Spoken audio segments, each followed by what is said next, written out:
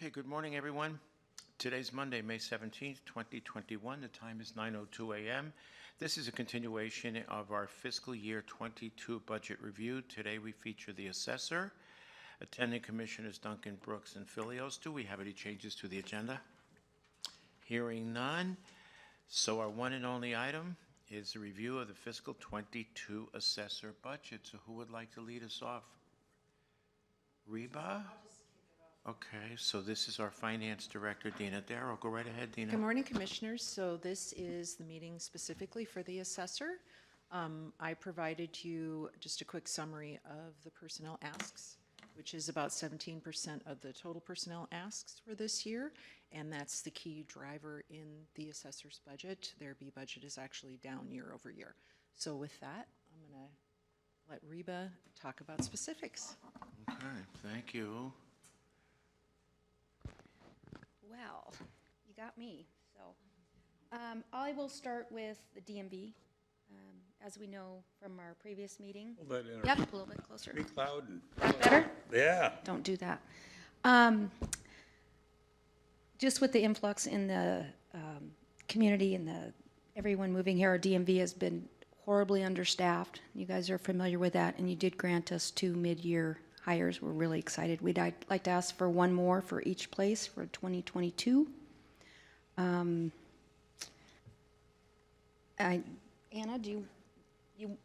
Anna, the manager for DMV, do you want to speak on that a little bit?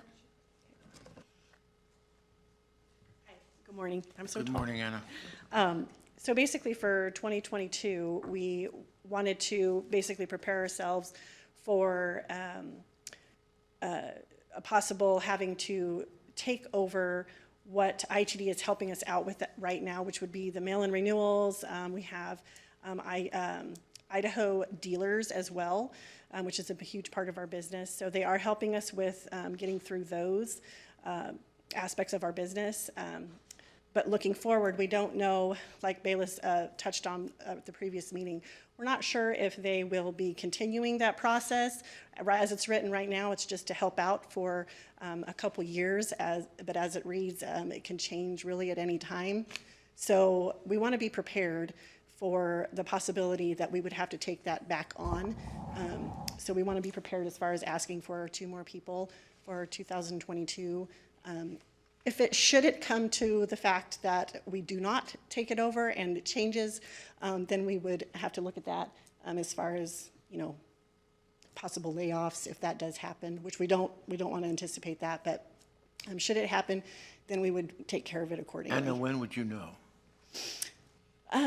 It's hard to say. Everything has been, as far as what's in writing, it shows that it could change at any time. What we think might happen and what's in writing is kind of 2 different things. So what we anticipate is that they probably will just take on the renewal process, the online process. But I'm sure there's walls that they're running into. It's definitely not a perfected system by any means. It's very problematic with certain things that we're having to deal with. As far as answering questions from the public, when they do the renewals and all of that through ITD, when there's issues, they call our department. So our influx of phone calls is more there. So it's just an ever-changing business. We anticipate that it will not change back to the old way, if you will, for a choice of better terms there. But should it be to where they say, okay, you know what, this is kind of, we took this on, it's a little too much, let's give it back to the county, the renewal process, it could change back. So we just wanted to be prepared for that. Okay, fair enough. Sure. Couple questions. Is any other county in the state having ITD help with those 2 items? Yes, there are. Well, Ada County is one of them. Okay. Canyon County. There's not all of the counties are involved in this because the MOA was written up for just certain counties at this time.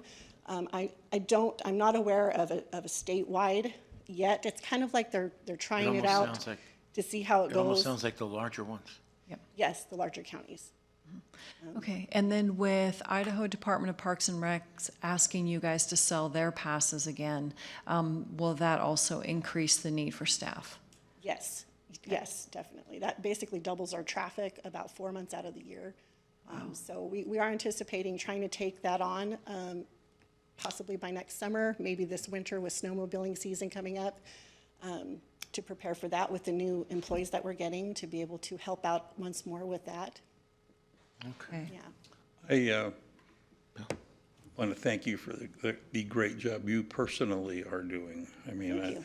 I hear stories, I hear good stories and I hear bad stories, but most of all, I hear really great Right. stories. Right. And I appreciate that and the compassion you show for the people, older people or people with other problems Right. or conditions. I was thinking pregnancy, that's not a problem, it's a condition. Right. We try to Well, take that into one woman account. with triplets, did you? serious? Triplets Oh. Okay. and Yes. pregnant, Yes. right? So if there's yeah, exactly. Any need that's there, we try to accommodate. But So, I feel like, the little Dutch boy in the dike, you've heard that story, with his finger in the dike, right? And I feel like this whole thing is gonna, and you're doing the best you can. Right. The fact is, though, you're in the trenches and you know best where we could, you're just not a drone going through the motions. And what I expect of you and have seen of you is that you'll come up with some creative solutions as much as we can on Right. this level. So, right. thank Yeah. you. Which we have. We've basically changed every aspect of our daily business. Okay. Business processes, and since this all came into play, and as you all know, so, all Great. Thank you. Thank you so much, Thank you Anna. very much, Appreciate it. right, thank you. Okay. So Reba, you're asking for 3 new appraisers, is that correct? Yes, 2 residential and 1 commercial One appraiser. commercial, and then you've got upgrades or promotions? Yes, and we're also asking for a cadastral tech in our land records department. Okay. They're having a real hard time keeping up with the deeds. They're Okay. coming through there and the segregations and How many appraisers are you currently down? I think we're full right now. We have filled our 3 vacant, so we're full right now. Recently? Yes. We had to bring in 3 appraiser 1s to train up. Okay. Yeah, the seasoned ones are hard to get. Okay. Yeah, we've lost quite a few of our seasoned ones. Okay. Yeah. And Troy, do you want to speak on this at all? He's our residential, I'm putting him on the Did you want to spot. speak at all, Troy? Yeah, you want to, yeah, you can sit, so this, we're going to make Reba stand, you get to sit. On the subject in general, yeah, I believe, in the last year, we've taken on 5 appraisers. The initial 3, there's 1 left. 2 others have subsequently left. And then we've hired 3 more. These are all new trainees, without experience, pretty much. And that's the struggle, is retaining people right now. Some of the losses were retirements, but many of them are just people that found better things for better pay, right? And that's the issue, is the workload is constantly increasing, has been for many years. I think at a high, there were 16 residential appraisers at one time, decades ago. That dropped to 14 at one point. 3 years ago, we asked for 2 appraisers, we got 1, so we're at 15 right now. And you're all aware very much of the increase in plats, not just population, but for us, it's the number of plats, the number of new houses. All these things take so much more handling than the vacant land did before. And so it's ever increasing, the work demands is ever increasing, and we're just trying to find ways to get the job done. It's statutorily required, and it's required for your budget to have it done and on time, and to not compromise the work product. Everybody's working very hard and working overtime and whatnot to try to accomplish the task with the same quality, because if the quality starts going down in our assessments, that means more appeals. That means you guys are going to spend a lot more time dealing with those also. Sure, good point. So that's where we're at. I mean, even one person would only get us to where we were a decade ago as far as manpower. Mobile assessor, hopefully, tentatively, will be online this year, September at the earliest start date. About a third of the way through our year, our reval year. But hopefully, once we've gotten past the learning curve, that will be a big help and help us get more numbers more easily. But the tasks and the evaluating the numbers of sales and stuff is still a very important part that just takes man work and expertise, trained people. And so part of the equation is the sheer number, and another part of it is retaining people, you know, making the, we can only give them so much money, right? But so we can't be in a position where people dread to come to work also. You know, they've got to be satisfied in kind of both ways to stay, and that's the dilemma we're in right now. Okay, thank you. Reba, did you want to add? No. Okay. Ayla, would you like to add on the residential appraisers? Go ahead. Welcome, Bela. I think Troy said it quite well. It's been a challenge. It's been a challenge in the short time that I've been here. I've seen it in 1 year. We have, as of course the board knows, we have the vacant chief deputy position. It's difficult for people to move here and get a house. Had an applicant that was slated for an interview not a week ago. I think it was about a week ago, and got a call the same day. They had been in the area, they had been tooling around, and even if we were to offer them 100% of the highest pay at the top end of the scale, which of course we can't do by policy, they would not have been able to make it here. And so the day of the interview, the gentleman left me a message canceling the interview. And so we're in that boat with all the positions we have, and it's been a struggle. There's been some talk, as I understand it in the past, of technology, that we have technology, the technology that we use, and I don't have experience with the technology myself, but I can only rely on the input from staff, that it's old, it's antiquated. And even if mobile assessor were to work 100% that we would expect and hope that it would work, there's still going to be some challenges with the existing CAMA system that we have. It's highly labor intensive. The nature of the work has not changed despite the technology. And the nature of the work, like Troy so well put, it requires the hours of labor to put into it, to make the visits to the property, to do the revaluations, and it just takes time. And that's really a factor of experienced staff, which is another issue that we're dealing with. We have experienced staff, but as the vacancies come open, based upon what we can offer the positions, we're not getting people with qualifications. I was contacted by a gentleman about a month and a half ago who told me that they saw my vacancies for chief deputy as well as the appraisers at the time, and they said they were a senior appraiser and they're making what our chief deputy was making. Why would they apply for an appraiser position? So, you know, as this county moves forward and gets its arms and struggles with dealing with fiscal issues like building a new building and so forth, the Department of the Assessor's Office needs to do its job, and if we can't do our job and generate the revenues, how are we going to fund the other operations?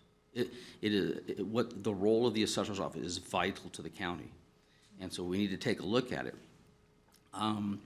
For example, the 3 different levels of appraisers that we have, I've been told that historically, sometimes we have to look at considering the transferable skill sets from other types of businesses, contractors, building inspectors, realtors. Somebody please tell me what realtors in this market is going to move and take a huge, tremendous pay cut to become an appraiser. Contractors are not going to do it. Here at Kootenai County, the building inspectors, that would be a step down for them pay grade wise. So we're left with hiring people that basically have no transferable skill sets, that we have to train them up. and that's just not a good business situation to be in. So we need to take a look at that. I'm surprised with our, I think Chris would agree, we got so many realtors crawling all over Kootenai County and very few properties, that there's a lot of these high-level realtors that are not flying so high these days. Are their skills truly adequate? I don't know why they wouldn't be, and that would make sense to me as well, Commissioner Brooks, but I can't speak to why they're not applying for the job. It just is what it is Have you right now. talked to the Realtors Association? I have been talking, in fact, I know the president quite well. I do talk with him. I've not actually solicited of the Realtors Association directly. Do it. Yeah, well, it's one option, it's one of many options, but I don't know, I can't speak for all the other realtors. I don't know how they're doing. I mean, I know how they're doing. The point you're raising is good, but there are some realtors that are doing quite well as Oh, well. yeah, about 5% of them.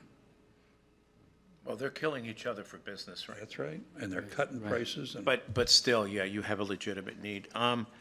And maybe this question's for Dina. How much is the budget being increased over last year? And I realize it's all personnel.